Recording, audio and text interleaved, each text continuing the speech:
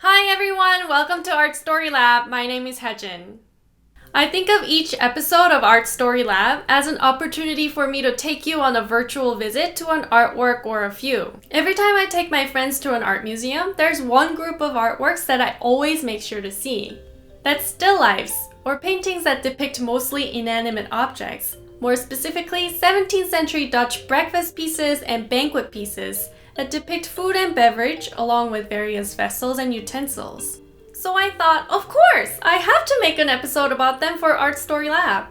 Deciding to talk about them was easy, but what I should tell about them and why didn't come to me so easily. Why do I love these pictures so much? And what's so special about them? Well, let's start with the most obvious. I love food, I love eating, and I spend a good chunk of the day thinking about what I'm gonna eat next. And I love everything in these pictures. The baked goods, the butter and cheese, the fruit, the fish, and especially the oysters. TMI alert! One of my bucket list items is to enter an oyster eating championship.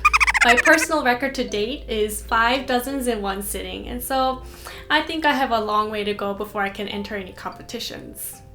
And as an art historian that specializes in decorative arts, I am obsessed with things.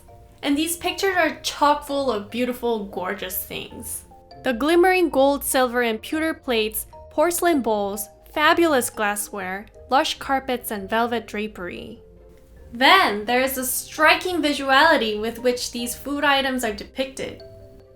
Their powerful illusions imitating real appearance of objects look like a work of magic, and it's difficult at first to wrap my head around exactly how the 17th century painters achieved this effect.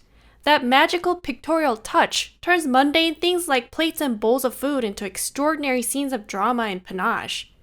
What then constitutes this effect? For starters, the play of rich, dark, and saturated colors and occasional bright highlights, as in this still life by Willem Kalf. The dark and rich tones of the background and the tables stand in contrast to the highlights of the scarlet threads of the carpet, the almost neon colors of the fruit. The red here looks like glowing embers peeking through gray ashes. The translucent juicy flesh of the lemon and its spiraling yellow peel, and the gleaming blue and white glaze of the porcelain bowl. These bright highlights really feel like visual palette cleansers for a composition dominated by dark tonality. It adds refreshing touches to the overall appearance. The white glare of the glass set against the dark background very faintly but efficiently hint at the three-dimensional volume and curvature of transparent vessels holding wine.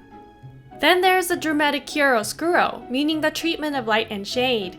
The unseen light source in the left upper corner of Willem Klaas Hedda's painting throws a subtle diagonal light over the composition. This theatrical play of light and shade gives a dramatic tone to an arrangement of immobile things. The artist's masterful use of color, chiaroscuro, and paint handling suggests different textures present in the composition. The lustrous interior of oyster shells in contrast to their rough, encrusted exteriors. The Romer glass's glossy bowl and its base studded with small blobs of glass called prunts, next to a broken glass tumbled over with its sharp edges. The reflections of light off the glass and the liquid in the bowl are just incredible. The specks of white paint rendering the finely chased and engraved surface of the polished repoussé silver tazza. A page from an almanac rolled into a cone to hold spice, and the half-peeled lemon with its top sliced off, on top of a silver or pewter platter, and walnuts with their hard, bumpy shells. The compositions also greatly enhance the dramatic effect of these still lifes. See for instance Clara Pater's still life of the famous Dutch cheeses, butter shavings on a Chinese porcelain plate, artichoke cut in half, cherries, bread, and a silver salt cellar. All the objects in the picture are pushed really close to the edge of the foreground and stacked at a steep incline from the viewer's point of view, giving them a larger-than-life presence despite the small dimensions of the panel. A very different example, this still life by Willem Kalf displays an off-center pyramidal composition on a vertical canvas, the central axis marked by the tall and slender Venetian glass that gives a sense of soaring height as well as stability to the whole arrangement. With these formal elements, the artist crafted images that show how things can have drama too, even in the absence of human action. Yes, the human touch is suggested by tumbling glasses, teetering plates, and food sliced, peeled, and shaved for imminent consumption. But it's really the inanimate, silent things that preside in these compositions and exude a certain theatricality. And with this incredibly detailed depiction of surfaces, I can almost imagine how these objects feel in my hands. The juicy flesh of the lemon, the cool, glistening surface of the glassware. I can also imagine how they sound. The gentle thud when the pewter plate hits the wooden table, the clank of the silverware hitting the glasses. And of course, how they smell and taste. It's a feast not just for the eyes, but for all 5 senses. In addition to the rich sensory pleasure, these Dutch still lifes offer intellectual complexities by presenting multiple polarities and ironies. While they ostensibly represent things that I can easily recognize, such as lemons, oranges, a knife and a platter, they also include fabulously weird things, like this turban snail shell cup and a Chinese porcelain lidded bowl. Turban snail shell cups, or nautilus cups, were made from the shells of exotic sea snails, which were cut and polished, then mounted on stands made of precious metals, in this case gold and silver, cast in the form of a puto.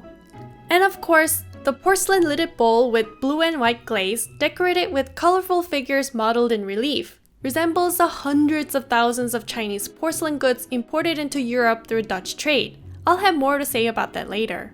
But for now, I'll say that this clash between the familiar and the strange piques my curiosity. It keeps me looking across the composition to find things that I can recognize and to make sense of the things that I can't. There's also an ironic tension between ideas of permanence and transience in these pictures. Art historians have identified many of these painted objects as symbols that represent the evanescence of life, including the broken glass, the eaten cherry, the not-so-subtle pocket watch in this banquet piece, and even the super ripe fruit that will soon begin to rot. These are all reminders that our time in this world is finite and that death will come to us all, serving as what we call memento mori. But the paintings themselves, in which these perishable and destructible objects are forever preserved in their pristine states, stand as objects of permanence 4 centuries after their creation. And this speaks to the idea of art's long-lasting power, the idea that art outlasts life. In a fancy Latin phrase, ars longa, vita brevis. When seen through the lens of history, these still lifes also represent the deep-seated ambivalence present in the Dutch Republic of the 17th century.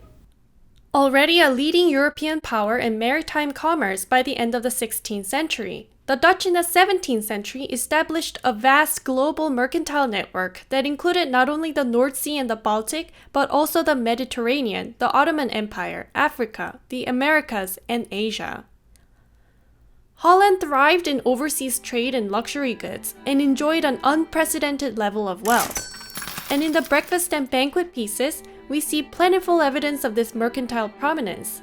Bread made of grains imported from the Baltic, pepper and spices from Asia, which were the real stars of Dutch global trading, lemons, oranges, and other warm weather fruits from the Mediterranean, wine from Spain and France, and porcelain from China, just to name a few.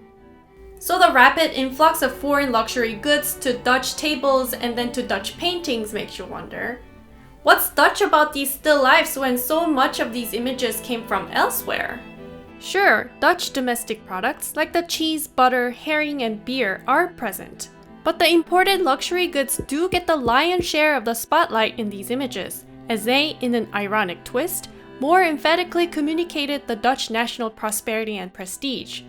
The ambiguity of what it means to be Dutch seems built into these paintings. Then there's the ambivalence toward this unseen affluence. The historian Simon Schama has famously dubbed this prevailing cultural attitude of the expanding merchant class the embarrassment of riches. He describes a paradoxical collision between the taste for opulence in the so-called Dutch Golden Age and the potentially dangerous morality of foreign luxuries.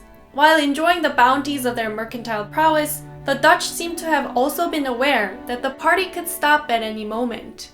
The clock looming in the background in Jan Davids de Heem's spectacular arrangement, complete with the impressive lobster, fabulous gold vessels, and the upturned lute, to indicate a pause in the ongoing banquet, speaks to the anxiety towards the fleeting nature of prosperity.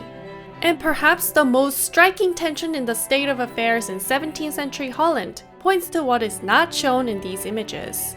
The art historian Julie Berger Hochstrasser has astutely observed that the actual process or conditions of attaining this level of wealth is completely erased in these still lifes.